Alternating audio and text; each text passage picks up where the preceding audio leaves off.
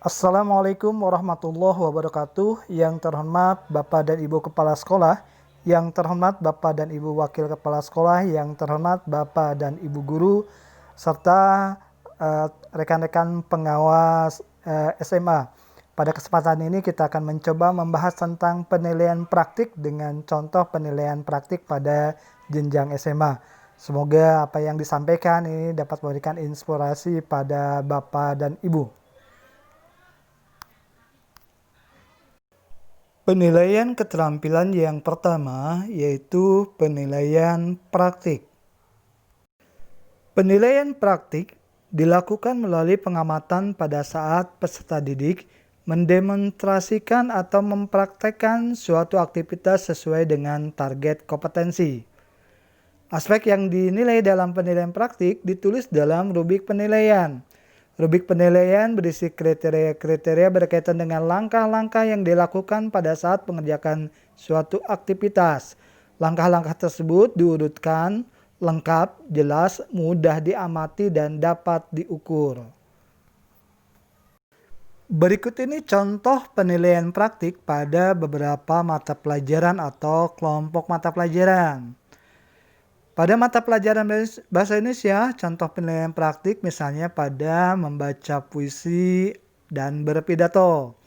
Pada kelompok mata pelajaran IPA, contoh penilaian praktik yaitu pada percobaan di laboratorium dan presentasi hasil percobaan atau presentasi hasil proyek. Pada kelompok mata pelajaran IPS, contoh penilaian praktik yaitu presentasi hasil pengamatan atau presentasi hasil laporan.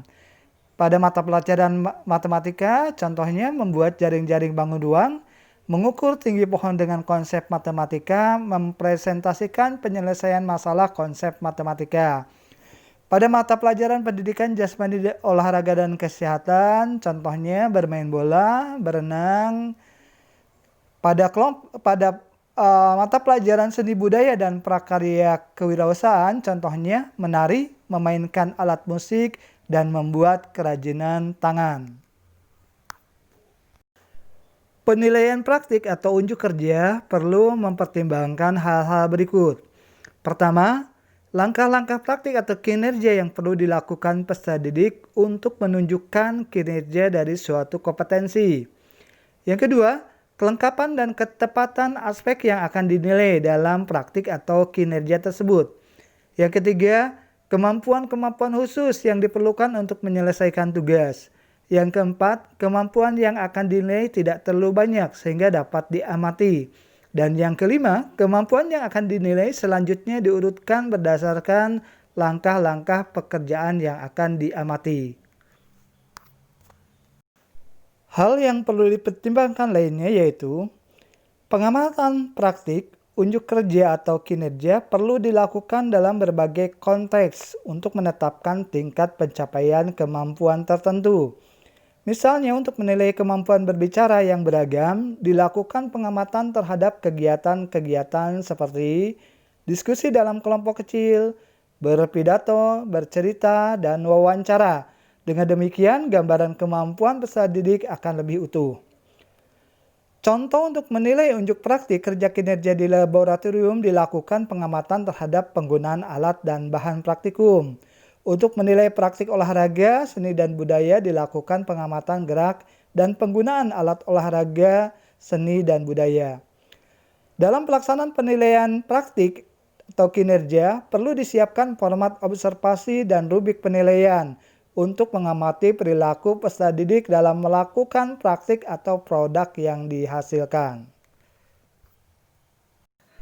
Bapak dan Ibu memperhatikan konsep penyusunan atau pengembangan instrumen penilaian keterampilan, maka untuk sistematika atau urutan penyusunan perangkat atau instrumen penilaian praktek, ini terdiri dari yang pertama identitas. Pada identitas ada nama mata pelajaran, kelas, kurikulum, kompetensi dasar, materi, dan indikator.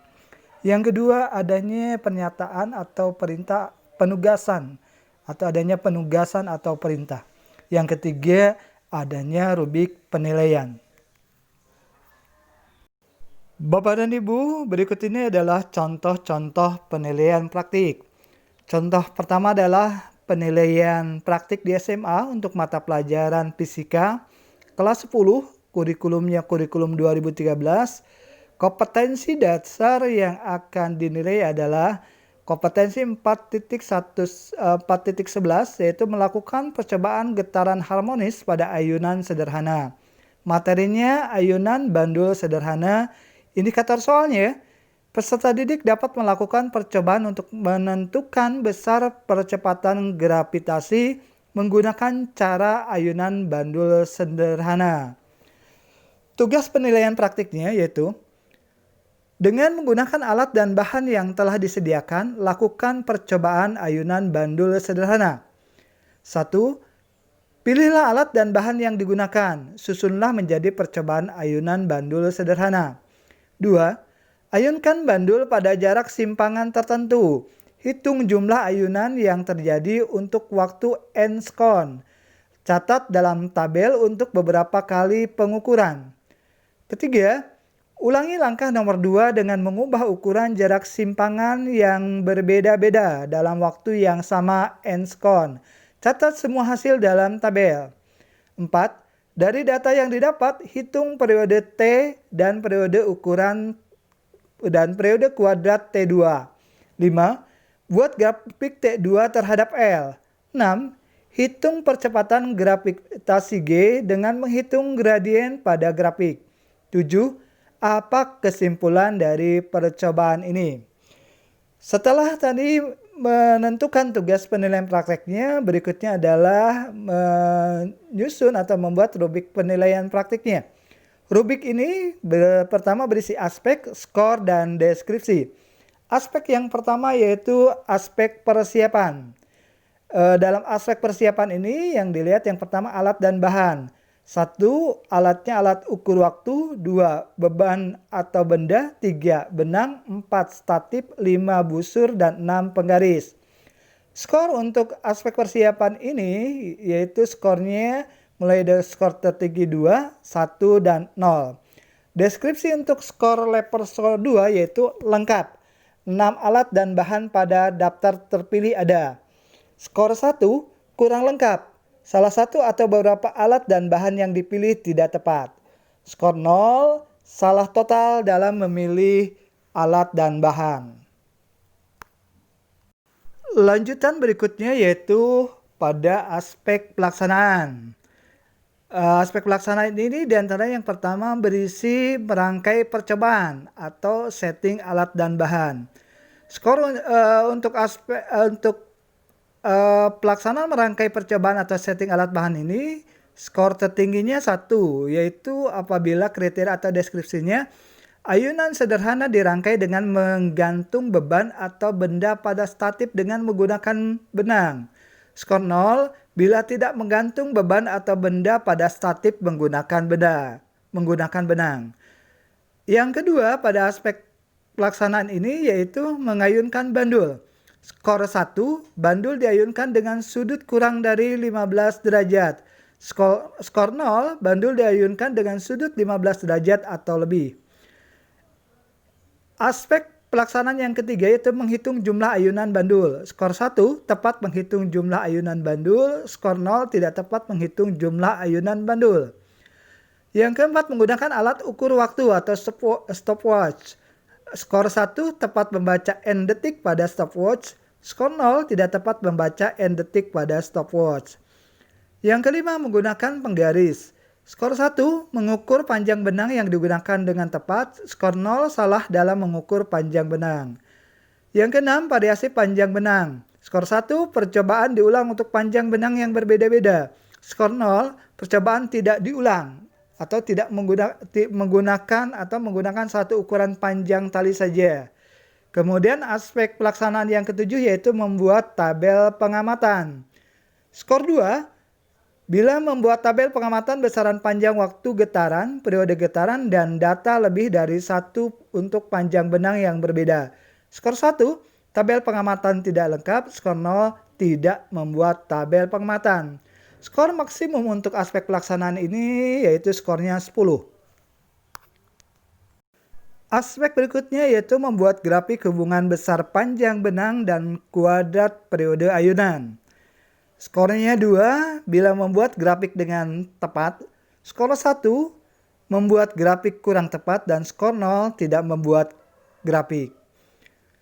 Berikutnya yaitu menghitung besar percepatan gravitasi berdasarkan grafik yang dibuat.